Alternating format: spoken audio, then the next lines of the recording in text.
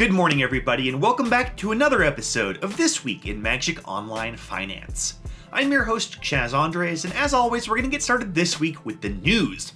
The biggest story, of course, is that we finally have confirmation that War of the Spark will be chock full of Planeswalkers.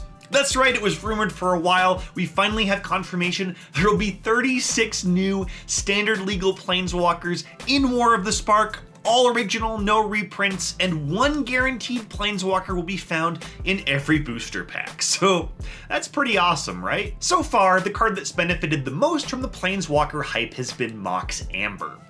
Granted, the price hasn't done a ton on MTGO yet, but in the world of paper Magic, it climbed from $7 all the way up to $20 this week, and it is still climbing.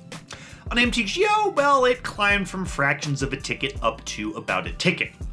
Now, in the pre-arena times, this card would already probably be surging up the MTGO charts at the moment, but there's still room to run here. It really wouldn't take all that much for Mox Amber to end up in the 4 to 5 ticket range, and well, that's still 4 or 5 times what the current value is. So even though this is a little bit of a penny stock spec, I'm still buying. Now, the other card that might be on the move thanks to War of the Spark is the Immortal Sun. It's hard to believe, but the Immortal Sun was actually worth 17 tickets back in mid to late November. It's down to just 2 tickets now. And, well, even that 2-ticket mark represents a bit of an upswing from last week. It's actually gained about half a ticket, which is about 25% of its total value, and it could keep going up. The Immortal Sun's anti-Planeswalker technology may be exactly what the doctor ordered once a War of the Spark preview season actually begins, so this card has some real upside. Again, it's a little bit of a penny stock, but at 2 tickets, there's some room to grow here, and, you know, money's money. Let's move on now to gaining ground, where the card that gained the most ground in Standard this week was once again Kaya Orzhov Usurper. Gained another 3 tickets from 10 up to about 13, and it's been slowly and steadily gaining for a while now.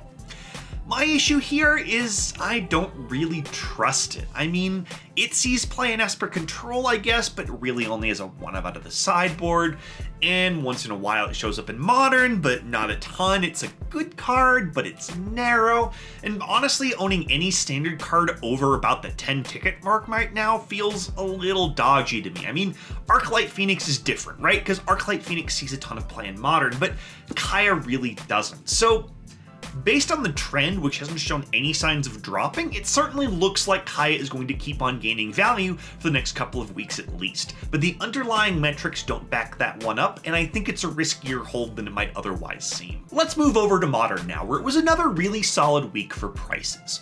Mox Opal gained the most ground, gaining about 8 tickets, going from 32 up to 40. And, well, that has a lot to do with the Modern market's overall rebound, but it also has a lot to do with the 4-color Prison deck that is currently gaining a lot of ground in the metagame and is becoming one of the best and most popular top-tier choices in Modern.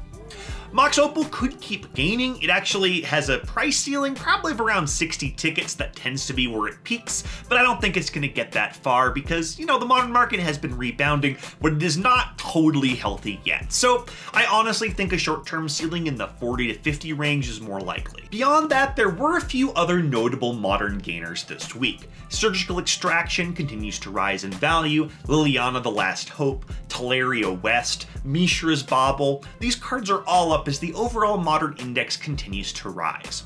Granted, this week's rise was not as strong as last week's. That trend line is sort of flattened out a little bit, but it does continue to rise, and I do expect Modern prices overall to continue rising as we approach Modern Horizons. Let's move on now to our biggest loser, where in Standard this week it was Hydroid Krasis for the 2nd straight week. But while last week's loss was pretty modest, this week's was significant. It lost about 8 tickets from 36 all the way down to 28. And, well, remember when I said earlier that I don't really trust Kaya? This is why. Hydroid Krasis is a mythic rare in a set that wasn't opened a ton. It's a 4-of in Standard's best deck. No matter. The price is dropping, and, well, that's just where we live right now. So, where will Hydroid Krasis go from here? Here's the thing. Last week, Hydroid Krasis, it took a small drop, then it plateaued, and I assumed, you know, it's found a new equilibrium, it'll probably be fine. This week, Hydroid Crisis takes a big drop, then hits a plateau, and, well, I don't know, I feel a little bit like Charlie Brown with the football. It seems like Hydroid Crisis will probably be fine, but I could be really wrong about that. So, if the continued erosion of the price of Hydroid Crisis is giving you anxiety, it might be better to sell. At any rate, I don't see an imminent rebound in this card's future. Let's move over to Modern, where our biggest loser of the week was Collective Brutality, dropping about 5 tickets from 16 down to 11. And really what this did was negate last week's rally. Last week the card rallied from 9 up to that 16 ticket mark, so really over 2 weeks the card has gone from 9 to 11 tickets. And I admit, as a fan of a robust Modern market, it's a bit of a bummer to see this card's price come back down. You know, maybe a lot of people saw it up for the first time in forever and sold. I don't know, but regardless, the price chart is still pointing down, but I don't think it's going to continue dropping. I think it's probably pretty stable, somewhere around this 10-11 ticket mark, so you can feel free to buy in if you need to now. Now, the sneak of the week this week is Trinisphere, a card that spent a good portion of the end of 2018 kicking around the 3 to 4 ticket mark. It sort of continued on there into early 2019 into mid-February, when a mono green mid-range deck came in second at a Star City Games Modern IQ, running a couple copies of Trinisphere, and the card took off like a rocket after that.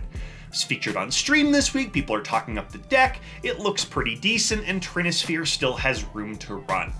11 tickets isn't anywhere close to this card's short-term ceiling. It was actually 30 tickets a couple of different times in 2018, so there's some more room for this card to grow. I don't think it's getting back up to 30 tickets, but 15 to 20 seems likely to me. This mono green deck looks fun, and Trinisphere also sees play in a ton of other Modern and Legacy decks as well. As always, we're going to end the week by taking a look at the MTGO Trader's sales data over the past 7 days. And this gives us a great idea of which cards are actually selling the best right now, regardless of price increases or decreases. Looking at overall sales by volume, it's pretty much business as usual up at the top of the list. You've got your mono red and mono blue staples right up near the top, things like Opt and Terramander and Lightning Bolt light up the stage.